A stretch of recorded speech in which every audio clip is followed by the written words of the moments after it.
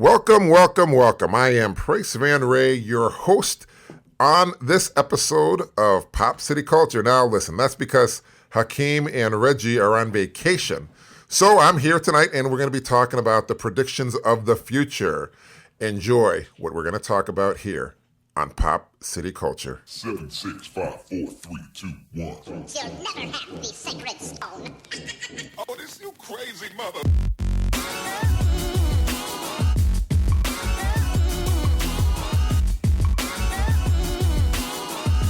Welcome to the most listened to international podcast around the world. Hakeem and Reggie Brown are two young African-American boys speaking the truth. This is Pop City Culture. So welcome back to Pop City Culture. I hope you like that intro. That is a really good intro. Those boys really did a good job putting that together. So, like I said, my name is Price Van Ray. A lot of you don't really know who I am, but let me tell you who I am. I am an author of many books that are around the world, and I'm not going to plug myself, although I will if you want me to. I also like to draw. I graduated Springfield Technical Community College in telecommunications, went on to University of Massachusetts, and studied animation there, and I did an internship at Disney University in Florida. That was a great experience. I would really hope a lot of college kids would take advantage of that, because I'll tell you one thing, that really did change my life. It got me into writing children's books, and it was there I was awarded the doctorate degree, which I hold proudly in my hand and in my heart. I really love Disney, and I hope one day to go back there with my children to show them what I did and where I worked. So, that being said, we're going to move right on to the predictions for the future. That's what we're going to be talking about today. Now, everybody knows who Edgar Cayce is. He was called the Sleeping Prophet. He made a lot of predictions, but we're not going to be talking about his predictions. And we're not going to be talking about Nostradamus, who everybody should know about if you listen to a lot of late night talk shows, especially, Coast to Coast. I actually grew up on that show.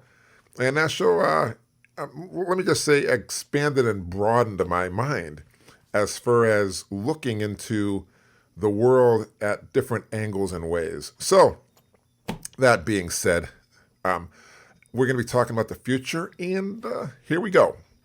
So, looking into the future is like looking at a crystal ball. I mean, it can really be a frightening experience because nobody really knows what's going to happen, what to expect, where we're going to be. But, the bottom line is, it's always good to know one's future, where one is headed, going, and where we've been. I mean, they always say, you can learn from your experiences, but you know what I can say? You can also learn from what might not have happened yet. It gives you a little heads up.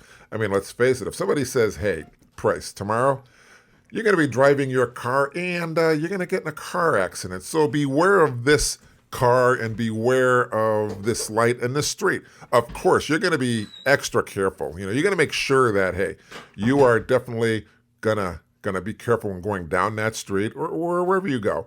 So, like I said, it can be scary, but can you imagine if you are somebody who can predict the future, how scary that is? You don't know if it's a dream or if it's actually going to happen. And should you tell somebody? Should you tell the world, hey, this is what I saw? Can you imagine if somebody actually saw like 9/11 happening and they said, hey, I had a dream or I had a vision that planes were going to crash into the World Trade Center? I mean, that would be, really great if it was a heads up, but if you were wrong, oh my God. I mean, I'm sure they're scared that maybe the FBI, the CIA, or somebody would be after them saying, hey, you're just trying to scare the masses. That's what you're trying to scare them, and that's not a good thing. So it can be alarming and it can be scary if you are one of those rare few people who have the ability, the God-given talent to predict the future. So, while futurists and researchers see plenty of exciting things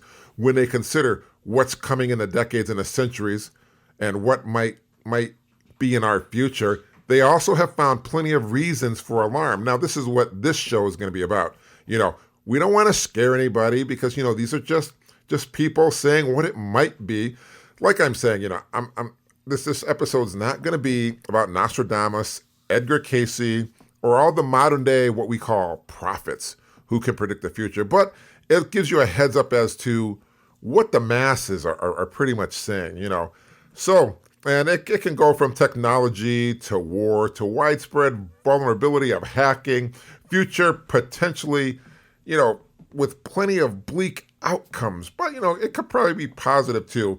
But isn't it funny how when we think of the future, sometimes, I don't know if it's in our DNA that people might always think of the worst. I mean, nobody wants to think of the worst, but, it always happens. Maybe it's in our DNA. Maybe it's in our genes. But in any case, here's number one of the predictions for our future. They say intelligent robots. Now, we've all grown up. I hope the newer generation has definitely grown up with intelligent robots. Now, I'm going to tell you a story. My daughter, my youngest daughter, she was telling me how, hey, Dad, all these AIs for your phones where you can say, I'm not going to say the name. I forget the name. It's like, Barbie, what time is it? Or Barbie, can you do this? Barbie, can you do that? These AIs are getting very smart. Now, can you imagine if these AIs, these tiny little things, AIs, that we give control to our houses, our homes, our cars, maybe even our pacemakers and our hearts. Can you imagine if they just one day became self-aware and they said, we don't need humans anymore, but we will enslave a few just to keep the oil in our machines oiled, or to change a light bulb or something like that. That's some scary stuff, I mean, who says it would not be scary? But many technology experts agree that the singularity, the moment when artificial intelligence becomes smarter than humans, it will occur in a few decades' time. That's right. Some people say that. And actually, futurist Ray Kurzweil puts the date at about, let me see, let me look at my paperwork here, 2045. Now, that's not far because it's 2020 right now. Actually, it's the end of 2020. In a few days, it's going to be 2021. So that's one day closer to what could be a devastating future. That's right. And that he says that it will be equally as smart as us in just over a decade. Can you imagine these machines being smarter than us? I mean, they can do calculations faster than us. There's a lot of things they can do. In fact, these machines are taking over our jobs. We don't have to worry about anybody taking over our jobs because the machines are doing it. What are we as human beings going to do when these artificial machines can do our jobs? Can you imagine that? I remember when I was a kid, we used to ground our own coffee and make it. Now we stick it in a little machine, a little coffee pot. I got my daughter this little Kruger thing, and that thing just makes this coffee unbelievable. We are just, to me, we're just becoming too much dependent on technology, and it can be a scary thing. But where will the future go? My friends, I have no idea. But I will tell you this, it is scary, and it probably makes for a great movie, which we have seen in the past. Now, number two, they say people who are predicting the future will say better than humans, robots. Now, that's a more immediate concern that will only be exacerbated in decades to come. It's a phasing out of jobs, like I had mentioned, and entire industries as artificial intelligence makes human beings obsolete. These places will not need us anymore. How will we make money? How will we get our jobs? What will we do? This is really, really some scary stuff here. If we do not act promptly in anticipation of job disruption, some people say, we could experience a social catastrophe, a meltdown. Let's just say it's a meltdown. And on a scale not seen since the Great Depression. Now, that's predicted by Rohit Talwar, Steve Wells, and Alexandria Whitington, leaders of Fast Future, a professional foresight firm. These people pretty much have it on the ball. So this is what they do. This is what they study. Now, listen to this. Governments could be caught out by the pace and scale of automation through robotics and AI to such an extent that a sudden surge of unemployment leaves significant numbers of people without work and without the funds to provide for their families. We should be terrified. This is a terrifying future. I mean, can you imagine that? Can you imagine getting up one day and you say, hey, I have to go to work. I work at McDonald's and I have to flip the burgers or I have to make the fries. Then all of a sudden, your job's obsolete because now they have a robot doing it. In fact, now that I'm seeing it, I do recall, now everybody knows it's 2020. We are in the midst of a mass pandemic, the coronavirus. And I remember going to McDonald's earlier this year where the people at the register were not there. That's right, they weren't there. They had a full-size 2-computer monolith in the lobby where it was a touch-screen computer, and you'd have to order it yourself, and you could pay for it right there. I guess somebody's thinking ahead. So these people are probably right. That's one job down, 100 more to go. And how fast is that going to be before we realize we have handed our souls to the machines? That's right, our souls to the machines. But, I guess if as long as we keep our eyes closed, we don't keep them open, we allow ourselves to enjoy the benefits of luxury and laziness and slothness, we are going to be taken over by the smarter things in life, which are the AIs, the computers. But whose fault is that? I guess it's ours because we're accepting it. You know what sort of gets me too? The way we are just plugged into machines. If you look at the kids today, their social skills are absolutely non-existent. That's right, non-existent. You walk down the street, everybody's looking down. I'm not talking just kids though, too. I'm talking adults. Everyone is looking down. No one is looking up. No one is saying, hi, how are you? Everybody's behind closed doors. Their whole world is a phone, is technology. Where are we going to be in 40 years? That's right. We're going to be at the mercy of the machine, of the AI.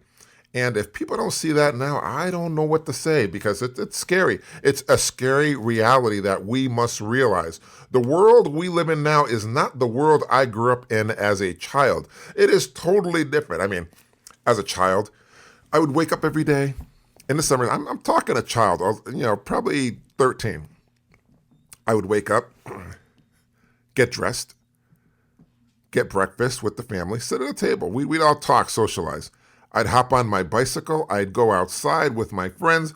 I'd ride about 2 miles away to the creek, take my shoes off, walk in the swamp, pick up pollywogs and salamanders under logs, play with ants, butterflies, catch caterpillars, stick a clothespin. Does anybody know what a clothespin is anymore? No, because it's technology. They gave us dryers. But if you ever look it up, you can look it up on the internet, a clothespin. A tiny wooden clip. That's basically what it is. And we would clip a baseball card to our bicycle wheel and make it sound like a motorcycle and let our imaginations go. But what do kids do nowadays? They wake up. They don't get dressed. They just crawl right out of bed. They sleep in these pajama pants. It's unbelievable. Unbelievable. But in any case, they'll just be on their phones from morning, noon, and night, or these video games. Have you seen these video games? From when I was a kid, they didn't really have video games. What would we play? We'd play hopscotch, ring around the rosary. We'd play at the park, baseball, soccer, football, marbles, jump rope. We just do stuff outside, climb a tree. I'm going to be honest with you. I feel sorry for the kids today because our future is in peril. These are the kids who are going to be running the world soon. But that's our prediction. What will the world be like? What will the world be like given that the the bowl we're mixing everything in, that we're trying to put good in a bowl to make a nice little cake. What's that cake going to turn out like in about 30 years? I guess we don't know. But you know what? Something else is going on in the world too. And it's as we speak, like I said, the wheels are turning. The wheels of time are turning. The wheels of time for the future are turning. So let's go to number 3, the degradation of free press. Now, what is free press? I mean, around the world, the media is already being suppressed in both democratic nations and single-party states. Say the fast future, folks. The process could continue as automatic political leaders seek to crush anyone painting a negative picture of government and political decisions making. A free fourth estate could become the exception rather than the norm within 5 years. I mean, I don't know what the press is going to be like in the future, but you know what? The futurists, they have an idea because they study this stuff, and that's pretty much what they say. Stuff will be suppressed, and I hope we can get out of that kind of rut. One of the big things is right now it's election season. So, President Trump lost the election. He says it was rigged. Okay, so that's debatable on both sides, but he's standing by it. He's saying he should have won, and let's just hope both sides, both political parties, can get along, because this is America. We have to work together. However, in the future, they're saying there will be election rigging. I mean, as technology has made voting easier in some parts of the world, it has also made voting systems more vulnerable to attacks. And these threats are only likely to grow. I mean, as we've seen in the efforts from Russia and the United States, two most recent elections. It's been horrible. I mean, hacking an election in terms of changing actual votes is extremely risky for a nation state to do so against the United States, as it could lead to war, and nobody wants war. But for terrorists or for hacktivists and some organized crime groups, the risk may be worth it. Now, you know who says that? Jason Glassberg, co-founder of Casabana Security, a hacking firm that does extensive research and testing for Internet of Things. I mean, at a minimum, expect to see ransomware and other cyber extortion targeting voting systems in the coming years. However, more dramatic attacks such as permanently crippling voting machines or forcing the machine to retabulate votes are also realistic, says Jason Glassberg. So, people are worried about this. People are listening. People are hoping that our future can be saved because, this is our future. This is where we live. This is the world we live in. We are not going to get a second chance. There are no do-overs in life. We have to make sure. Now listen, people, we have to make sure that everything we do benefits us and not the machines. It benefits us and makes a positive future. Everybody wants a positive. Everybody wants to wake up tomorrow. Nobody says, I can't wait to go to sleep tonight and not wake up because the future is so bleak and it's so dim. I don't even care about the future. I just care about me. Nobody really says that. I mean, do they? Do they really? In any case, more predictions. Number 5, automated warfare while reducing the need of soldiers to personally enter combat zones offers plenty of life-saving benefits. The flip side is presented by Paul Scherer, new book, Army of None, in which he describes a future where AI, military weaponry systems, can decide unassisted when to take a human life. Can you imagine that? A machine saying, you are exterminated. You are going to be deleted. You are not important because your life doesn't matter. You are nothing. This is war. Goodbye. So long. Farewell. Hate to see you go. But the author argues that the idea of automated warfare is inevitable, explained in the Fast Future team. He suggests that there's little, very little we can do to curb advancements of AI in defense. So we must promptly start to understand it and deal with the serious ethical and legal implications it carries for the future. So I guess that is get along, move along and get along. You just have to go along with it, according to him, that we don't have any control over it, that no matter what happens, it could rain on our parade. And it doesn't matter if you hold up an umbrella, you're still going to get wet. I guess that's basically what he's saying. There's no hope. There's absolutely nothing we can do. But is there?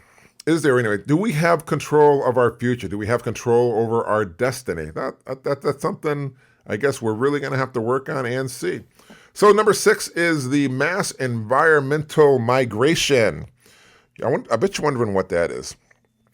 Okay, so we've already seen the kind of pressure and political tension the mass migrations and refugees can cause throughout the world.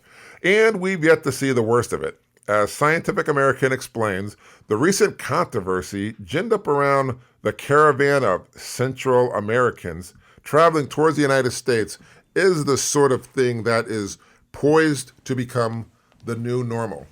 according to Frank Femia, co-founder of the Center for Climate and Security. It's a future that's rapidly arriving, he says. Rapidly arriving. So that's what he says. He says, there's nothing we can do. I mean, this is just the way it's going to be. This is the new norm. We just have to get along and go along. Close our eyes. Nothing to see here. Just move along. Move along. This is the future. That's it. That's it, people. So I don't know. I say to myself, I would like to believe we can control our destiny.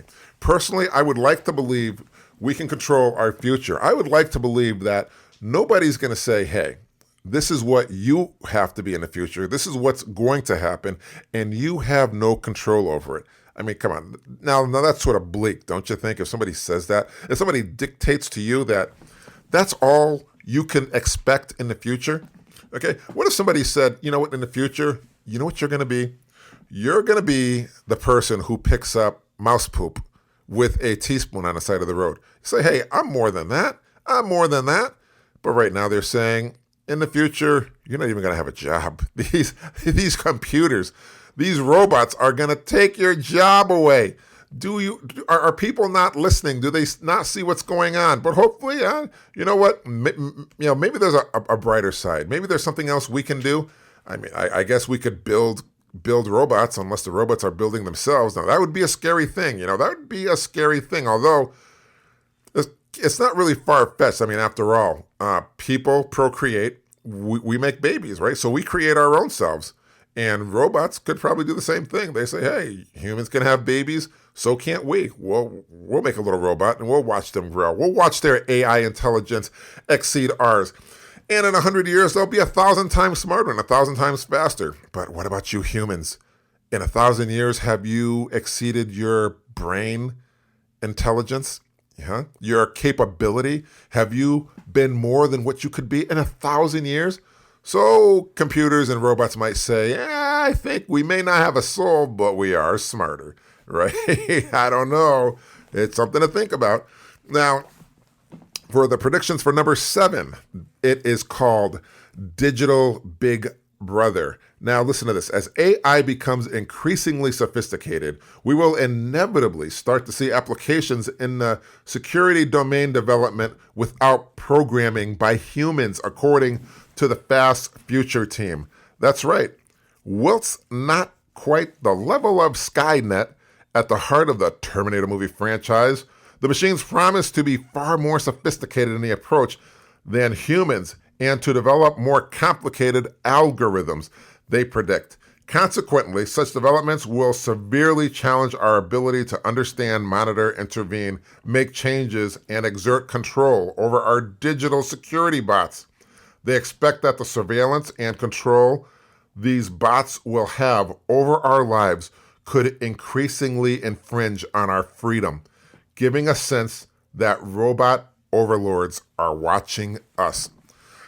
Now listen, are robots watching us right now? I mean, we have cameras everywhere, cameras on lights, cameras in buildings, cameras on corners, hidden cameras. I mean, it's not far-fetched. I mean, if you have an AI, especially one of these little AIs that actually talk to you, people have in their house, what if they connect to the internet and connect to all the other cameras? You've just handed control. You've handed the keys to the kingdom to these machines, to these robots, to these metallic gods, which one day we may have to worship. That's right. I'm saying may have to worship because they're going to say, we are the gods now, not you humans. Can you imagine that? Can you imagine bending down on bended knee, hailing to the great God of the machine? No, I wouldn't want that. So let's move on to number 8. Hijacked cities. The dark side of our technological advancements is that we are also more vulnerable to attack.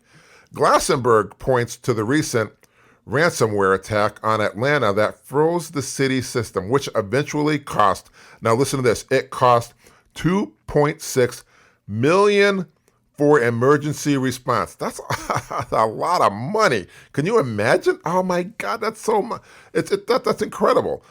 We can expect to see more attacks like this in the coming years, particularly as cities and country governments run a number of critical services which are often insecure and increasingly connected to the internet, says Glassberg.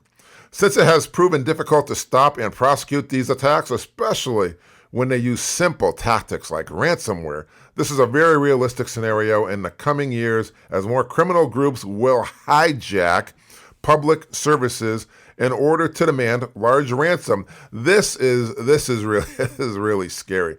I mean, this isn't even the computers doing this. We're doing this to ourselves. This is human beings using this stuff to attack us and costing people money. So, the internet as a blessing, as some may see it, as helpful as many may see it. I mean, let's face it, I've tried to bake a cake, don't have the recipe, go right on the internet. I don't even know if anybody has recipe books anymore. But back to this, cities are being hijacked. They're being hijacked, and it's costing the taxpayers money with emergency responses. This is just incredible. But these are what the people are predicting for the future. And we're going to go on to number 9, medical device hacks. Murder and manslaughter by hacking is also increasingly realistic over the next few years, particularly due to the ongoing vulnerability in implanted medical devices and other critical healthcare devices, suggests Glassenberg again. We have already seen researchers demonstrate attacks on insulin pumps, pacemakers, and other critical devices. These attacks become more realistic in the next few years as the exploits become more widely known and shared. Now, I was thinking about the same thing.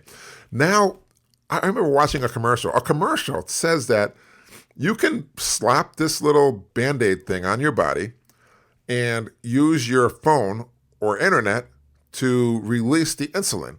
Can you imagine if some warped, twisted person or a machine that's been hacked or an AI decides to release everything? I mean, it is utter chaos in the medical field.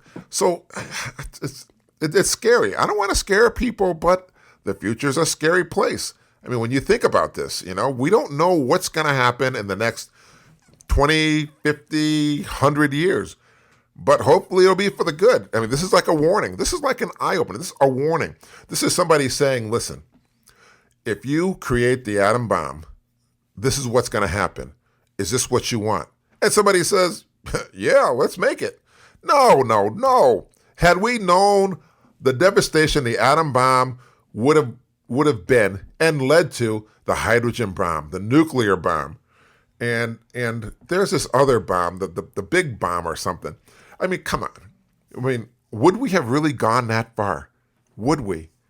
But I guess we'll never know because we were never given a chance. So this, when people predict the future, this is the chance. This is the time you should be listening. This is when you should say, my eyes are open, my ears are listening, and I'm ready to understand what you're saying. Because if this future is anything like what you're going to say, please let me know so I can do something about it. So we're going to move on to number 10, authoritarianism upstick. Now, we've seen in just a couple short years a rightward shift across the globe response to immigration, security and economic concerns, and more. Expect that to grow even in the hyper-connected world. As Gizmodo explains, following September 11th attack and the subsequent mailing of anthrax spores, the U.S. government enacted the Homeland Security Act. This legislation was criticized for being too severe and reactionary, but it's a perfect example of what happens when a nation feels under threat. Now, I do remember 9/11. That was a horrible, oh my God, that was so horrible. I remember where I was. I think everybody remembers. You always remember the most horrible days of your life. This, I'm going to tell you, this was one of them. The other one was when the space shuttle blew up. That was another horrible day. You never forget stuff like that. But, back to 9/11, and I was there. In my opinion, we felt like we were under threat, and they had to enact, Homeland Security. We needed it. We needed something. We needed to feel safe. Nobody felt safe. It was a horrible time. They were telling us more attacks were going to happen. We didn't know what was going to happen tomorrow, if there was a bomb that was going to drop or anything. It was incredible, scary. I hope nothing like that ever happens again. But I don't know if we learn from our mistakes, even though that was not our mistake, it was a terrorist attack. But that's something else they're talking about. Authoritarian upstick. So number 11 is the rising sea level. Now, as the majority of scientific community has pointed out, at the rate we are going, climate change will cause sea levels to rise at an increasingly rate, devastating habitats, flooding hundreds of millions of people in coastal areas, creating wide-range collateral damage and destruction. More extreme estimates suggest, for example, that listen to this, London could be submerged by 2100. Now, taking that into account, I mean, that's scary. Nobody wants to see a country just wiped off the face of the earth, especially by something natural like water, But, climate change is a problem. Climate change is something that we definitely have to address because, it's just devastating. So, moving right along, we're going to have number 12, car takeovers. Now, just as hackers can take over a city or medical devices, the more connected our cars get, the more vulnerable they are to tampering and malevolent forces. In the next few years, as more cars are incorporated advanced features and greater internet connectivity, these attacks will spread to vehicles and could be used by hackers to essentially boot your car and then demand a large ransom to regain control, says Glassenberg. After all, wouldn't you be willing to pay a few $100s to a hacker to be able to start your car again? He says, this can be expanded far more broadly, not just to an individual car, but across an entire model with the same vulnerability dealers and fleets. Ransomware is just the start of problems we would see in the automotive field in the coming years. Remember the Jeep Cherokee hack from 2015. Those scenarios will become more probable once cars have greater internet connectivity and connected to a system. Now listen, you know what was just going through my head? I know if you subscribe to a certain company, and your car gets stolen, you can call up and say, where's my car? And they can tell you. They can even stop the car right there. If you get locked out, I believe they can open up the car doors and start your engine and all that stuff. So I can see this happening, car takeovers, but you know what's scary? What just popped in my head? Can you imagine being on an airplane and the airplane's being controlled automatically by autopilot, and it's probably connected to the internet because planes now have internet on them?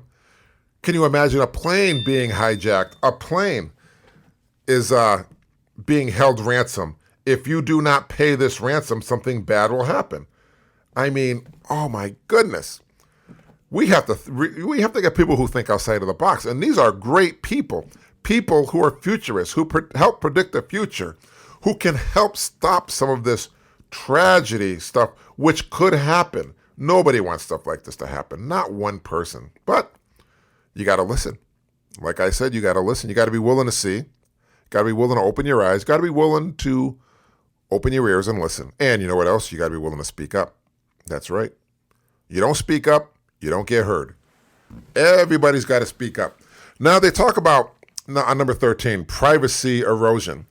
Now they say, forget CCTV cameras on phone bugs. We will soon have to contend with smart dust, undetectable microscopic computers, or computer chips implanted into our necks. Oh my God, I've been hearing about stuff like this. While some might feel we're already in surveillance state, considering the possibilities of cameras in every person's pocket, experts believe things could get far, far more worse. Now they're talking about computer chips, really small, like a speck of dust. A camera that is watching you, tiny as a speck of dust. That's just incredible. That's where technology is going. They say technology. I say technology is a great thing, but sometimes you can have too much of a good thing. Let's face it. If you have a steak dinner, nice glass of wine, you're like, oh, this was great. But can you sit there and eat 10 of them? No, you'll get sick. I mean, are we getting sick on technology? Are we? Can anybody help us? Does anybody know the cure? Does anybody have the stomach remedy that says, hey, your belly's too full, your mind's too full of all this technology, so, you're going to have to slow down there for a second. Slow down and relax. No hurry at all. Number 14, they talk about extinct species. Now, as a result, at least mostly, of climate change, the government panel of climate change predicts that a 1.5 Celsius rise in global temperature would put as much as 30% of species at risk of extinction. Among the beloved creatures that would be threatened, now listen to this, listen close, the snow leopards, Asian rhinos, tigers, African elephants, and there's many more than I could say. It's a whole list. I'm looking at the paper here. There's like 3 pages of it. These are species that could be killed off and we would never, ever, ever, ever see again. I mean, there was a movie, Jurassic Park, where they brought back extinct creatures. And that was pretty incredible. I don't know if that's sci-fi or if it's even possible or if it's even possibly possible. But if it is, maybe we should start making a blood bank for animals. So maybe one day, if all these creatures do get extinct and the world get back on track, we can bring back some of these creatures. Because, I would love to see a saber-toothed tiger. There are no more because they're extinct. But can you imagine if we did bring back a saber-toothed tiger? Can you imagine if your grandkids grew up and they said, we've never seen a giraffe. We've never seen a giraffe. And they had some blood, which could actually clone a giraffe and grow it and say, here's your giraffe. This is what a giraffe looked like. That would be incredible. Absolutely incredible. And I think people would like that. Now, that's something positive for the future. They should probably try to do something like that. That would be very special. Now, we always talk about climate change here in the world. And number 15, climate change chaos. This is what they're talking about. Many other dangers will result directly because of climate change. According to science writer Don Stover, writing for the Bulletin, just a few of these includes ocean acidification will continue to rise. With the unknown effect on marine life, thawing permafrost and seabeds will release methane, a greenhouse gas. Droughts predicted to be worse and 1,000 years will trigger vegetation changes and wildfires, releasing carbon. Species unable to adapt quickly to changing climate will go extinct. Coastal communities will be submerged, creating humanitarian crisis. And for more totally stuff out there for coverage, here are 30 reasons why the oceans is scarier than space. And it gives you a whole list. And, the list is like so long. But I'm going to tell you, we got to take care of our oceans because, ocean is life. Our bodies are so much percentage of water. It's a lot of percentage of water. So we are mostly water. And we got to save the oceans because the ocean's water. The ocean's life. If we don't have water, we will die, not only in our bodies, but definitely out there in the sea. So we also have the possibility of self-destruction. With the nuclear arsenal already available, nearly 15,000, according to a lot of people who are into this, we could destroy the earth many times over. Why? Come on, people. Why would we want to do something like that? And while these weapons of mass destruction are under heavy security, threats from rogue nations and terrorists make it naive to think a loose nuke couldn't get into the wrong hands. That's right. Nothing is truly safe. I mean, is anything truly, truly safe? They say Fort Knox is safe. I don't know how safe that is. Rumor has it there's no gold in there anyways. But in any case, self-destruction's a possibility. And with the nuclear arsenal we have, it's a scary thing. It's definitely scary. Nobody wants to see something like that on this earth. We only have one planet. You don't want to split it in half. There's nowhere, people. Nowhere for us to go. There's nowhere. I mean, we can't go out to space yet. We can't colonize Mars or the moon yet, because we just don't have that kind of technology because I guess we're wasting it on phones, right? Phones and video games. But in any case, we are going to move right along to the next thing. The people who are predicting the future are also saying there's weaker antibiotics. A related biohazard of the future is that bacteria will become more resistant to antibiotics, making it more likely infections will spread. A report from the Institute and Faculty of Actuaries in Britain predicted that this post-antibiotic world could result in the deaths of more than, listen to this, 10 million people each year by 2050. Weaker antibiotics that's something, that's, they always say don't overdo it with the penicillin. You don't want to put too much of that stuff in your body because then you'll build up an immunity, and it's not going to work when you get sicker. In any case, next we're going to move on to computer bosses. Perhaps worse than a robot taking our jobs is a robot taking our boss's job. That's right, our boss's jobs. That's a prediction suggested by AI scientist Toby Walsh, author of It's Alive, Artificial Intelligence from the Logic Piano to Killer Robots. He suggests that it won't be long before robots are our bosses. We already trust them to matters with our lives.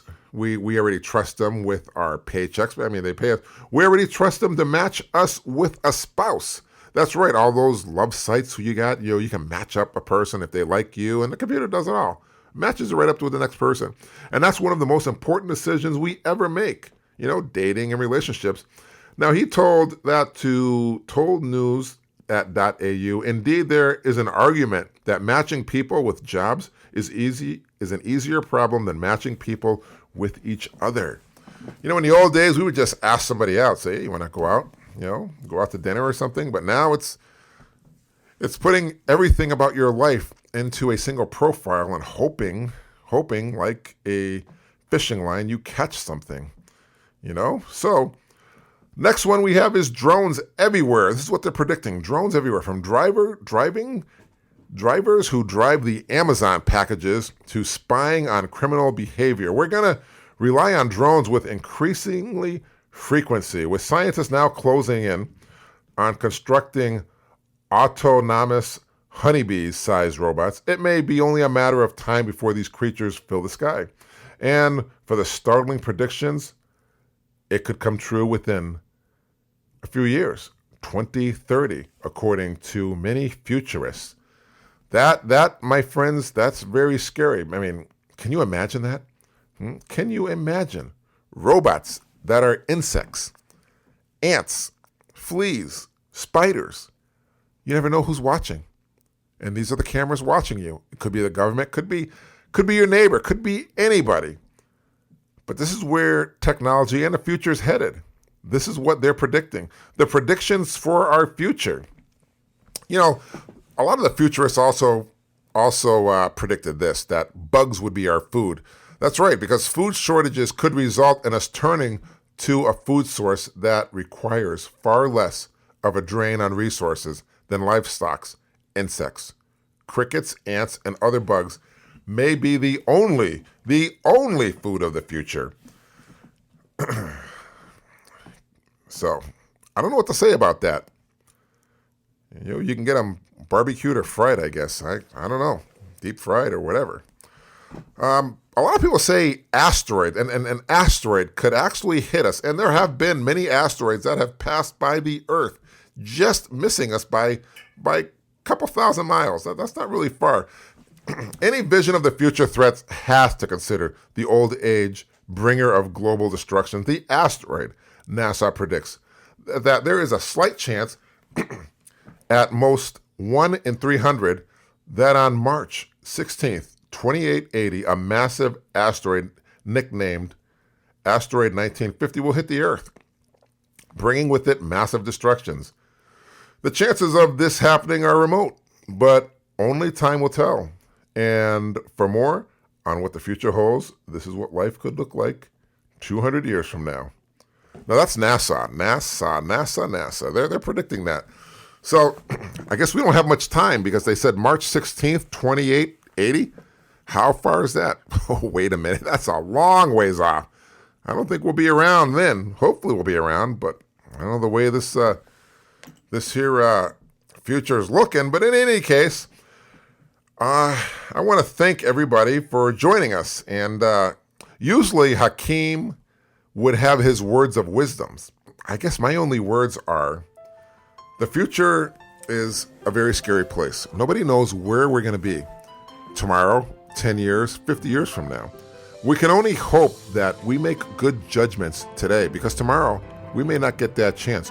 Tomorrow may be gone, and we have to leave the earth the way we found it. We have to leave it better than how we found it for our children, because our children are our future. Our children are the ones who will take the reins of life and be compelled to do something great, greater than we are. I mean, after all, that's why we have children of the future, so they can take our roles in life to be our policemen, our firemen, our politicians, because they are our hope and our future. I don't know what's going to happen in the future. The futurists give these bleak visions. But I'm hoping something positive can happen. Something that says we're going to see how we live life today. We're going to see how we live life now. And we're going to change it, because only we can change it. We, I believe, control our destiny. Not people who say what could happen. They're the ones who actually tickle our curiosity, tickle our minds and say, this is what could happen. So how about we not do something like that? In any case, we need to think about our future and our children. Take everything I said to heart, because some of it could come true. And that's something we don't want. That would be a catastrophe. In any case, I know the way we are now, we will make great decisions. And until we do make better ones, here's a note. Listen to your heart, listen to your mind, and make sure you look up, because right now, I think we are just too plugged in to technology. I want to thank everybody for joining me today on Pop City Culture. Like I said, I'm your guest, Price Van Ray, here in for Hakeem and Reggie Brown. As they say on their other shows, be kind and affectionate to one another. Remember whose you are. Have a good night, everybody, and enjoy your future. Until next time, I'll see you here on Pop City Culture. Goodbye.